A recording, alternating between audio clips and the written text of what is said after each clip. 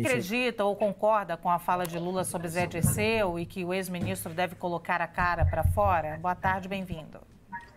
Boa tarde, obrigado, um prazer estar na CNN, cumprimentar o deputado, meu colega Zé Neto, e dizer que eu discordo completamente do presidente Lula, mesmo porque a gente está falando de um sujeito que foi condenado a 10 anos de prisão no mensalão, e aí não tem que se falar de perseguição política, de Moro, nem de nada disso, porque o mensalão foi julgado diretamente no Supremo Tribunal Federal e depois teve condenação mantida no âmbito da Operação Lava Jato. A gente está falando de um criminoso de colarinho branco, praticamente um marcola do colarinho branco, um sujeito perigosíssimo e que deveria permanecer na cadeia, um erro que o STJ comete de diminuir sua pena e de permitir que esteja no regime semiaberto. E depois, Zé Dirceu, a gente sabe, é um dos nomes mais radicais do PT, é de umas alas mais socialistas do PT, que prega justamente, né, um governo de revanchismo, um governo de vingança. E o Lula reforça essa narrativa, abandona a mentira do Lulinha frente ampla contra Bolsonaro, do Lulinha paz e amor, e volta a dizer Zé Dirceu em brigar. Mas brigar com quem? O governo tem que governar. Quem tem que brigar sou eu, que sou da oposição. Sou eu que tenho que denunciar os escândalos de corrupção do governo. Sou eu que tenho que denunciar o Ministério da Verdade, aumento de imposto, descumprimento de promessa do tabelamento de imposto de renda, descumprimento de promessa de salário mínimo. Quem tem que brigar é a oposição. O governo tem que governar e não ser revanchista e não trabalhar com vingança, como é o que parece querer o presidente Lula. Olha, sobre a presença de Zé Dirceu na festa do PT, Lula, ele disse que ele é um agente e militante político da maior qualidade que está voltando a participar dos eventos do partido. Em referência à Lava Jato, Lula também disse que, abre aspas, nenhum partido foi mais massacrado que o PT, fecha aspas. O senhor concorda, deputado Zé Neto?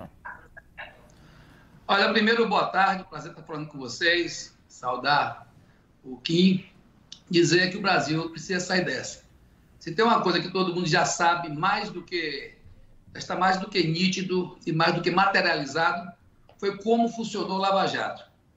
E todos sabemos hoje quais eram os reais interesses de grande parte do que foi feito dentro do Lava Jato, inclusive na destruição de empregos, de empresas e na tendência que ela tinha de encaminhar o Brasil no mau caminho, no caminho do desmonte da sua indústria, no desmonte das suas instituições, no desmonte da sua ordem jurídica legal.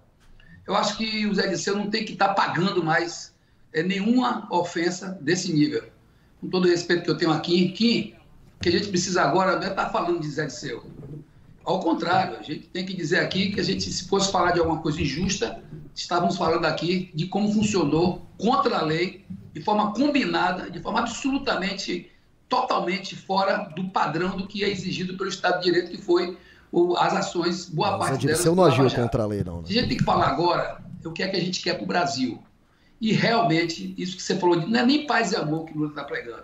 O que o Lula está pregando é nós nos reunirmos em torno dos temas que o Brasil precisa resolver. Tipo, reforma tributária.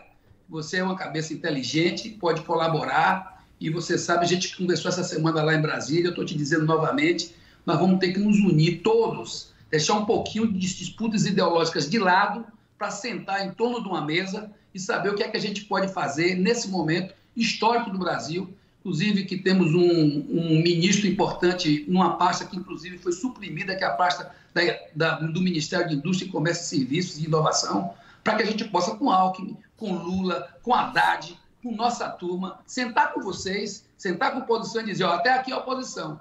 Daqui até aqui também é condição que a gente tem de dialogar e reconstruir o país, fortalecer a sua democracia e fortalecer, acima de tudo, a condição que nós temos de dar uma virada fiscal. Né? Não, e ele não se exalta. Só para encerrar, dizer que os que mais estão reclamando de Zé Dirceu foram aqueles que estavam dia 8 de janeiro tentando destruir as instituições do país. Esses são os que eu ouvi na rede social, os que mais reclamam. Esses não têm moral de falar nada. Esses sim é que tem que estar presos porque queriam destruir o Estado de Direito e a nossa democracia. Então vamos passar a régua nessa conversa, vamos partir para cima para que a gente possa garantir ao Brasil a condição do Brasil avançar e ter, evidentemente, uma reforma tributária e uma condição de melhorar a vida do povo brasileiro. Deputado Kim, o senhor disse na sua primeira resposta que o Zé Dirceu é um sujeito perigosíssimo, estou usando as suas palavras, nem devia estar ali. E aí eu quero, claro, lhe questionar, porque a justiça, ela não deixa ninguém perigosíssimo solto. Então, o que o senhor queria dizer com isso? E queria emendar também com um pouco do raciocínio do deputado Zé Neto aqui, colando com uma fala do presidente Lula de ontem. Ainda há pouco nós discutimos aqui essa fala, e ele disse que a criminalização é exatamente por esse resultado, né? Quando você nega a política, é a frase, o resultado é exatamente o surgimento do autoritarismo. O presidente Lula faz sempre essa crítica de criminalizar políticos. E aí eu queria que o senhor falasse um pouquinho sobre esse surgimento do autoritarismo, se isso tem uma relação direta, na sua opinião, já que a gente está falando de criminalizar pessoas aqui. Tá fácil. Não, a gente não está falando de autoritarismo e criminalizar pessoas. A gente está falando de políticos criminosos, e Zé Dirceu é um criminoso, segundo a justiça, não segundo a mim.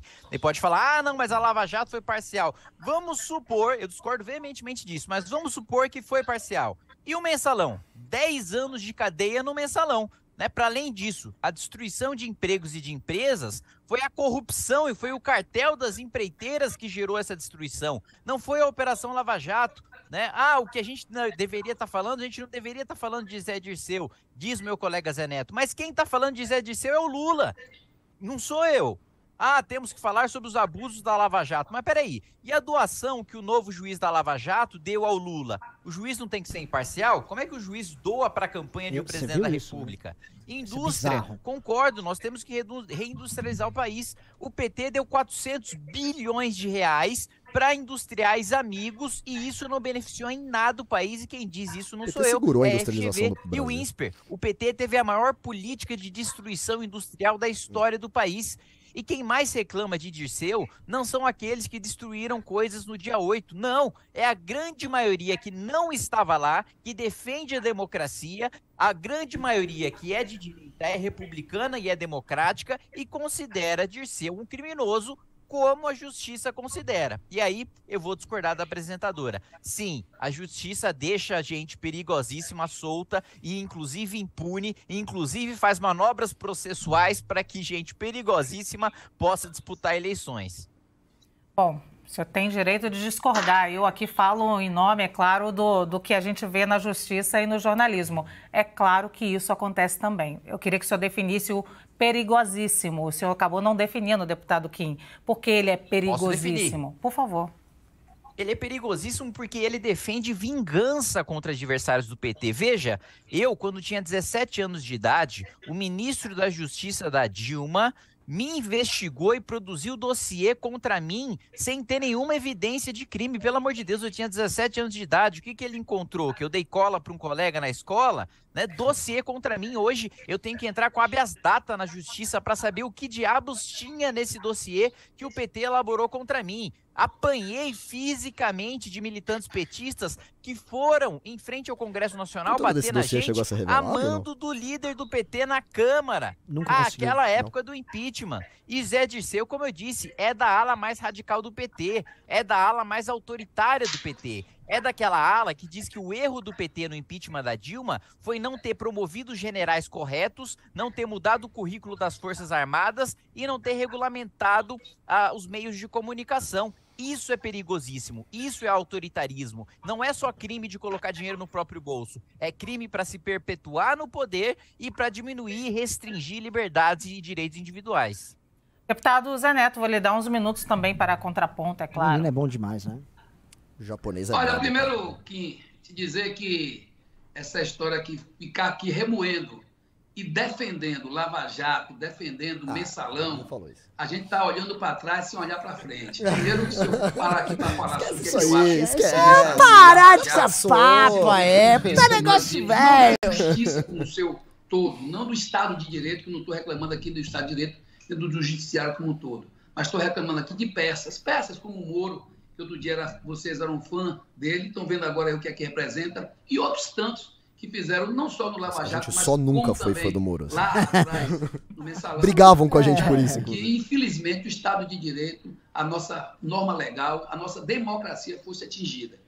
Lhe lembrar que o período que Zé Dirceu esteve à frente do governo, dos ministérios importantes, principalmente na Casa Civil, foram os momentos de maior diálogo, maior crescimento do Brasil. O diálogo vinha na maleta. Quero te lembrar também que, ao contrário do que você está falando, nós estamos aqui falando hoje não só de Zé Dirceu, mas do presidente Lula, do Haddad, do Alckmin, do Zé Neto, da bancada do PT e de todos aqueles que juntos construíram uma aliança, tanto na eleição como agora, dentro do Congresso e dentro da Câmara, para olhar os temas centrais do Brasil.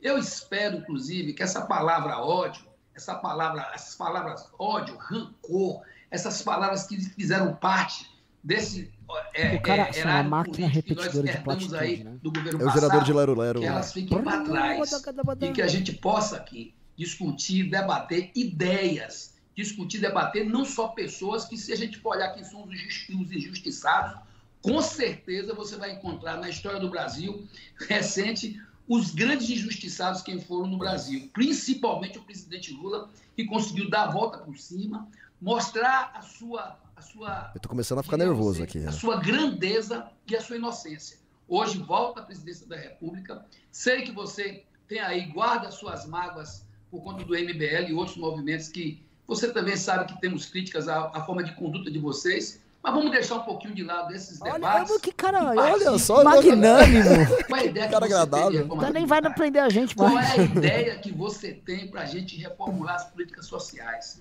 Qual é a ideia que você tem para a gente tirar a indústria que, infelizmente, sofreu os seus piores momentos? O debate não é sobre o Qual é a Zé ideia que Dirceu? você tem para a gente voltar a desenvolver serviço, gerar emprego, gerar renda, gerar felicidade no nosso Brasil? Eu disse a você e vou repetir. Há um problema na estratégia desse cara, que ele tá achando que ele estava fazendo um debate na Globo, com o grande público. E não, é um debate pra gente que gosta de política, que esse tema ético interessa. Que é um debate de nicho na CNN. Então, esse aí só parece uma fala genérica, não é uma boa estratégia dele. Zé Dirceu não tem que estar se escondendo. E eu vou lhe dizer mais. Se Zé Dirceu já pagou algum preço, pagou mais do que o que devia. Ele repetiu o Lula. Inclusive, lembre-se que não foram provas materiais que tiveram contra Zé Dirceu. A teoria que levou Zé Dirceu à prisão foi uma outra situação que a gente não pode mais dar vazão a essa história de convicção ou de situações que não condizem à materialidade de qualquer que seja o crime que a pessoa muitas vezes é condenada. Portanto, eu volto a dizer a você que nós queremos com a oposição é que ela faça o papel dela, mas ela esqueça o ódio, ela esqueça o rancor, ela esqueça o personalismo. E vamos trabalhar com ideias para que a gente possa levar o Brasil. Pesquisa em matéria do Reinaldo Azevedo, antiga da Veja. As provas contra José Dirceu. E criar um Brasil mais humano, mais justo e muito mais progressista. Sim, muito obrigada. Desculpa interrompê-lo, deputado, já estou no sim aqui no final, mas é porque a gente realmente está com o tempo esgotado. Quero deixar sempre o convite aqui para que o senhor, deputado Zé Neto, esteja aqui com a gente, também deputado Kim Kataguiri, que vem várias vezes aqui debater. Deputado, pode discordar de mim também, não tem problema. É meu problema, minha função aqui é instigá-lo a falar. Muito obrigada, então, os dois aqui. Nós conversamos com os deputados federais. Não dá para não gostar, não dá, não dá. É impossível. Zé Neto, do PT da Bahia, desde já agradeço, então, a participação dos dois. E a edição de hoje do Visão CNN fica por aqui. Você acompanha agora o CNN 360 com a Daniela Lima. Inclusive, quem assistiu minha entrevista com o Kim, não dá para não gostar dele ali, assim. Não dá. Não, o Kim é muito fofo. O que estraga são os videogames. É, tipo isso. Agora eu vou comentar um negócio, assim, né? Se fosse falar do desempenho do Kim, fazer uma análise, né? Quem conhece o Ayrton Senna... O Beraldo vai lembrar desse período. Você acha que não pegou Ayrton Senna? Não, né? Ele morreu foi em 96? 94. Eu nasci em 95. Ah, então, bom. O Senna tinha uma... Quando o Senna ia fazer uma volta rápida, o Senna é o rei das pole positions, né? Ele é o cara que tem o maior número de pole position per capita, assim, por corrida, né? Que, por exemplo, o Hamilton já tá, sei lá, no... Ele em 2007, ele já tá no 16º ano de Fórmula 1. O Senna morreu começando o 10º. E ele fez 65 poles. Isso que eu quero dizer. Ele era o rei da volta rápida. E às vezes, né, todo mundo precisa fazer um monte de volta pra fazer a volta mais rápida e tal. E às vezes o Senna falou, pô, tô com um carro bom aqui. Aí ele saía na pista, dava uma volta, fazia a volta dele e ficava lá sentado, assistindo o treino e acabou. O que foi esse debate pro Kim? Estão falando, o Kim falou menos. Ele falou bem menos mesmo. E tipo, mas ele tratou do objeto do debate. E pronto. Tem essa aí. E tá resolvido. Então o Kim já tá naquela parada de... Ok, eu fiz a minha parte aqui, tá tudo ok. Ele falou menos porque ele não tava enrolando quem tava assistindo. Exato. Ele trouxe os pontos deles eram normais. Ele sabe que o Kim tem essa coisa meio econômica, ele fala rápido, então ele consegue comprimir um raciocínio num período de tempo mais curto. E aí ele, sabe, tipo assim, ele fez a pole position dele, e aí ele ficou lá, sendo simpático, dando risadinhas e tal, e acabou. Outra coisa que ele tem, ontem a gente ficou assistindo aquela Wafá debatendo lá com os colegas de bancada dela. Aí é caras e bocas. Que ela chegou chamando todo mundo esquerdista já. Exato. Um negócio assim. E eu olho a diferença do Kim. O Kim, assim como o tal do Zé Neto, ele não foi desrespeitoso com o Kim. Ele foi muito educado com o Kim. O Kim também foi educado de volta. O Kim demoliu as ideias do cara sem precisar aloprar o cara. Ah, seu ladrão. Não precisou. O Kim falou, tem o meu colega aqui e tal, cumprimento. Sabe, na bola de meia, no sapatinho, na tranquilidade. Eu acho que, assim, é um cara que... sabe quando você vê um cara que tá no auge e ele não precisa fazer firula mais? Ele... né? Tá muito bem esse moleque.